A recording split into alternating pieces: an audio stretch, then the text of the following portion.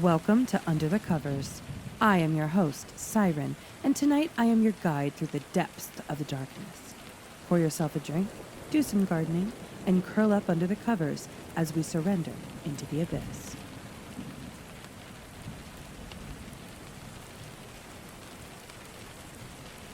It started with an innocent enough warning from the old man next door.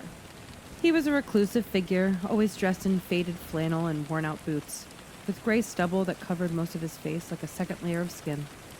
Nobody in the neighborhood ever spoke to him much, but when he saw me locking my door one evening, he shuffled over with a strange urgency in his eyes. "You live alone now, don't you?" His voice was raspy, like he hadn't spoken to another human in days. "Yeah," I replied, a bit uneasy but polite. "Why?" He leaned in close, his breath hot with the scent of whiskey. "You better count your windows twice every night before bed," he said, his eyes narrowing. "Make sure they're all closed and locked. If you don't, well, let's just say it ain't good." I chuckled awkwardly, unsure if he was joking or just drunk. "Sure, I'll do that." The old man's expression didn't change. "I'm serious, kid. Count them. Twice, or they'll come in." I watched as he shuffled back to his house, a creepy unease settling in my gut. "They'll come in?" What did that even mean? But I shook it off as the ramblings of a lonely old man with a little too much time and liquor on his hands. That night, as I wandered around my house before bed, I found myself thinking about his strange warning. I stood in front of the first window in my bedroom and closed it tightly, then the one in the kitchen. After a second of hesitation, I moved through the house, checking each window carefully, just as he had suggested. One in the bathroom, two in the living room, each of them shut and locked. When I reached the last one in the hallway, I counted again in my head. 5 windows, all sealed. It felt ridiculous, but I did it anyway. Twice, just like he'd said. Nothing happened that night, of course. But over the next few days, I couldn't shake the feeling that something was off. I noticed subtle things. A draft, even though the windows were closed. Strange sounds at night. And, most unsettling, a growing sense of being watched. The next week I came home late from work, exhausted, and forgot about the old man's warning. I went straight to bed, my body too heavy with fatigue to bother checking the windows. I didn't even think about it until the middle of the night, when I woke to a soft tapping sound. At first I thought it was the rain, but the night was dry.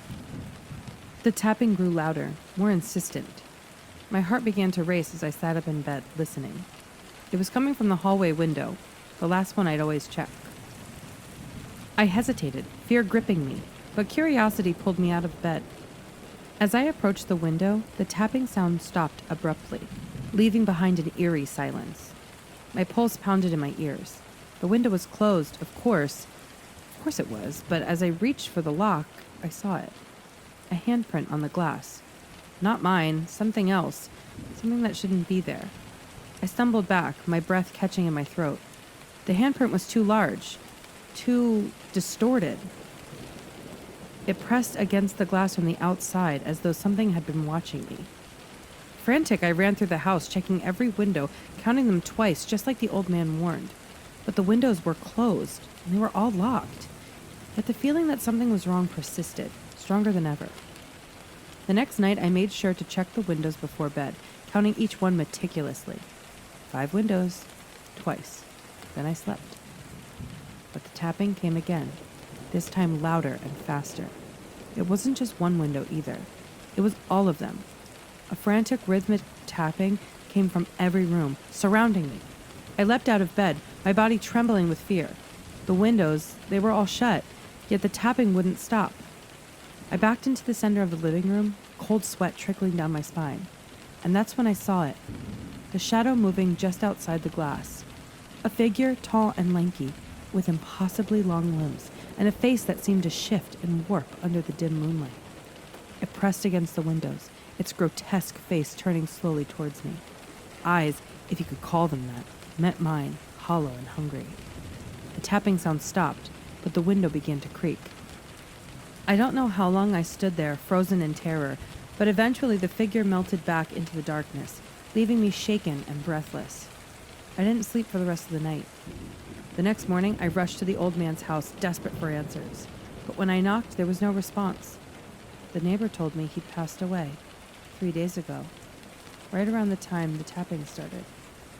Now I count my windows twice every night. I don't forget anymore, because I know they're still out there, waiting. And if I slip up again, they'll come in.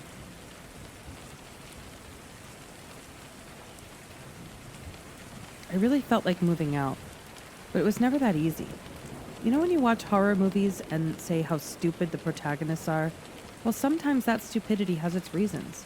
Move out? I couldn't, because I was broke and I had nowhere else to go. Investigate? Investigate what? I wasn't in the mood to play detective, and all I could do was ask around about the old man. The thing is, maybe I'm just not one of those people who can afford to watch out for themselves. I had one option left: keep going in the same way. The tapping had stopped, but the fear hadn't.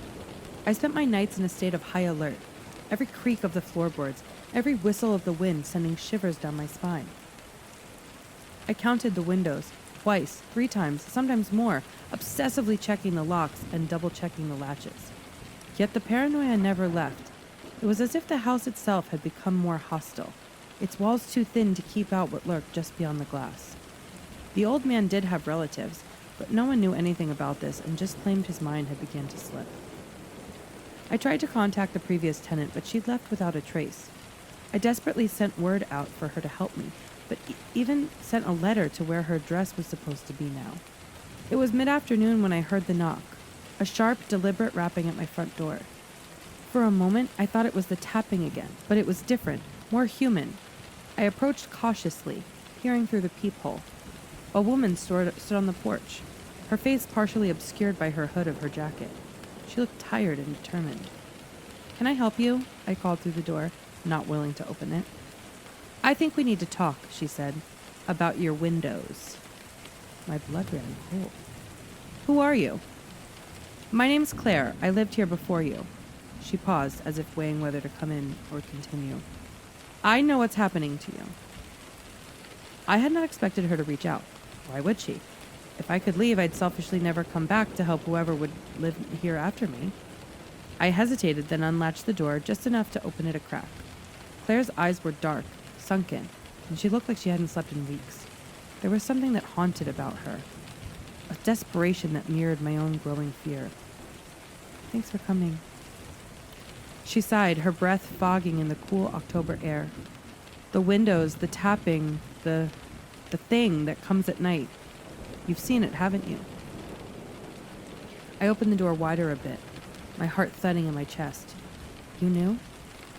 Claire nodded grimly and stepped inside, glancing nervously around the house and low, expecting someone to lunge at her from the shadows. "I tried everything," she said, her voice low. "Moving out didn't help. They followed me. They always do." "They?" She looked at me, her eyes filled with the kind of fear you can't fake. "There's more than one. I don't know what they are or where they come from, but they're drawn to certain houses. This one, it got infested. The old man next door, he was the only one who knew how to keep them out. Yeah, he died."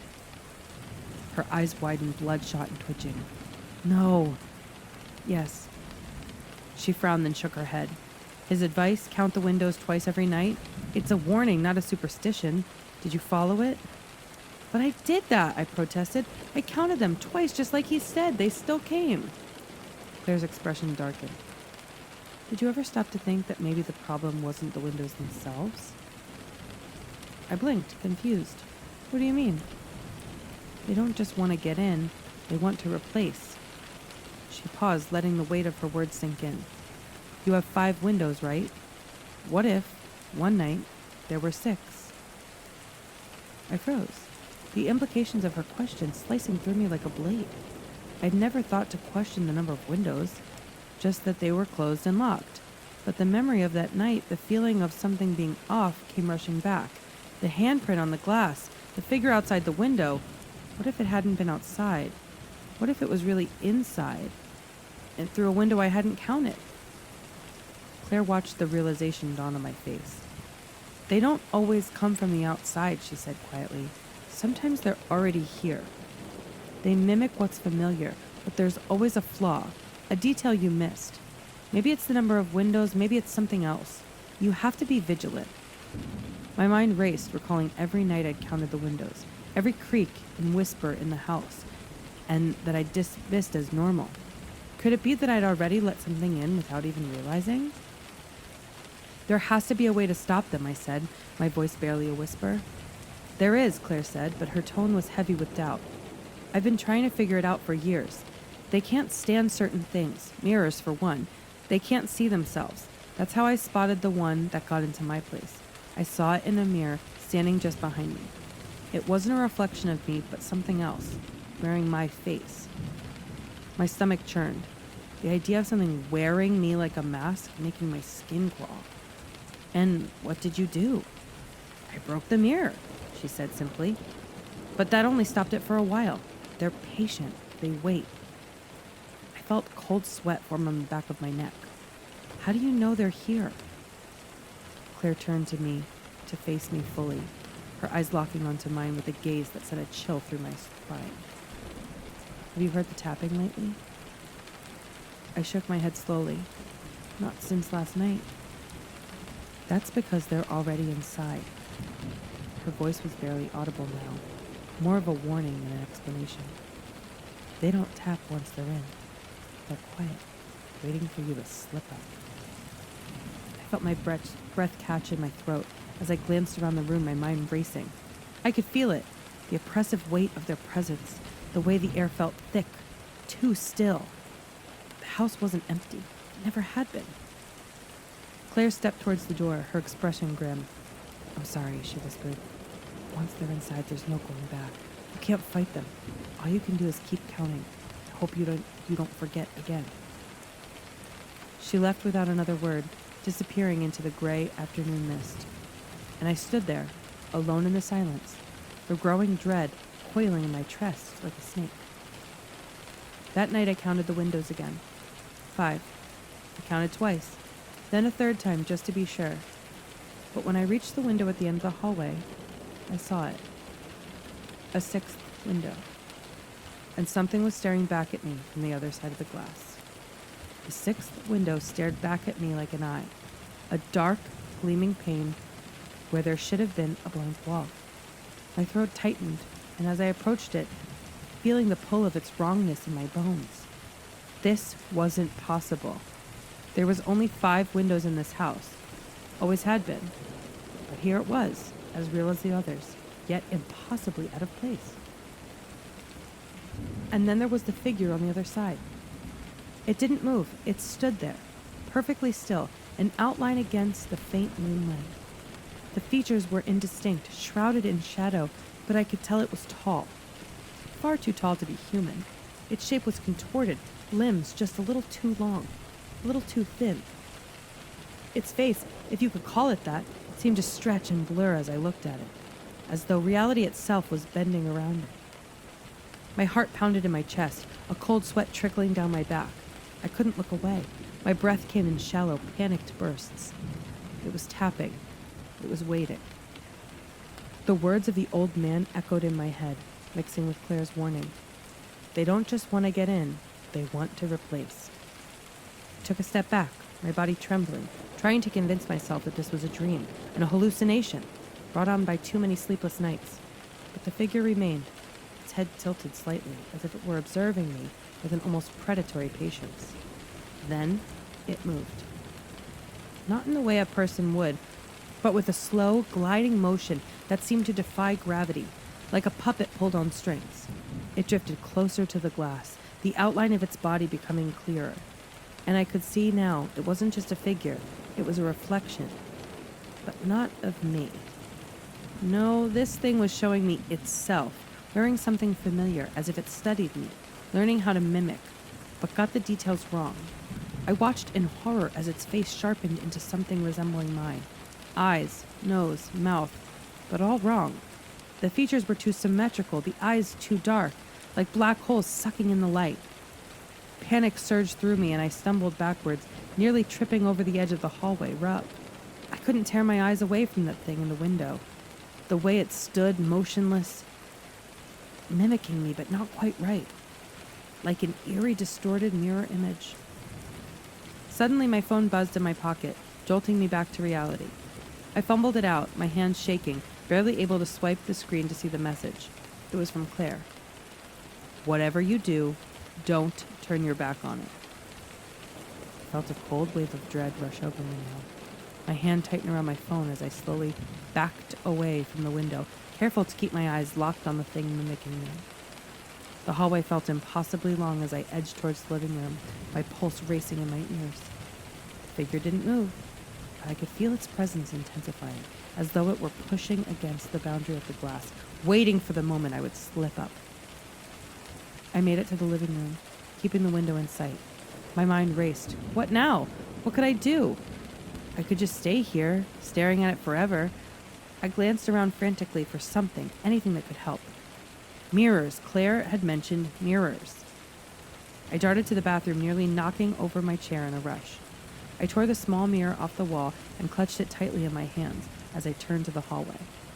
My breath caught in my throat as I held the mirror up, angling it so I could see the reflection of the 6th window. At first, there was nothing, just the empty frame of the mirror staring back at me. I could still see the figure in the window with my own eyes, but in the reflection, it wasn't there. My stomach dropped. Claire had been right. Whatever this thing was, it couldn't show itself in the mirror. But that only made the reality more horrifying. It was real, and it was here. I slowly lowered the mirror and locked eyes with the figure again. It had moved closer to the glass, its distorted version of my face pressed up against the window. Its mouth twisted in something that could have been a smile, but it was too wide, too full of sharp teeth, jagged teeth, teeth that didn't belong to me, teeth that weren't human. The window rattled. Not the usual gentle creak of an old house settling at night, but a violent, rattling sound, as though something was pushing, straining against the glass. I backed away further, clutching the mirror like a talisman. The rattling grew louder, more insistent. The thing pressed harder against the glass, its face spitting into an even wider grin. Its dark eyes locked onto mine, and for the first time, I could sense its intent. It wasn't just here to watch. It wanted in. The rattling grew into a deafening cacophony of the glass beginning to crack. Fine, spiderweb fissures snaked through the window pane, spreading with every second. I knew that if the glass broke, it would be too late. There would be no barrier left. "Stop!" I shouted, though I didn't know who I was pleading with. The thing, the house, the universe. I held the mirror higher, aiming it directly towards the cracking window. The rattling stopped. The figure twitched, its grin faltering. It recoiled slightly, as though the mirror had some power over it. For a moment there was silence. I dared to hope that maybe, just maybe, I had found the answer. But then the thing smiled again, wider, more malicious. This time it wasn't just mimicking me, it was mocking me. And then I realized something. The windows. I only counted 5. I whirled around, heart thudding in my chest, and I looked at the living room. My blood turned to ice. There, in the far corner of the room, was another window, a 7th one. And standing in front of it, pressed against the glass, was another version of me, smiling, waiting. I dropped the mirror. The sound of it shattering on the floor, drowned out by the sudden deafening sound of glass breaking all around me. I forgot all the rules. I pulled the front door open and then slammed it behind me, ran down the stairs in my slippers and called a cab. "Where to?" I paused. I opened my mouth to say my brother's address. Then I remembered they could follow me there. Good question, where to? "You'll hate me for this," I thought. "I'm sorry." I told him my ex's address.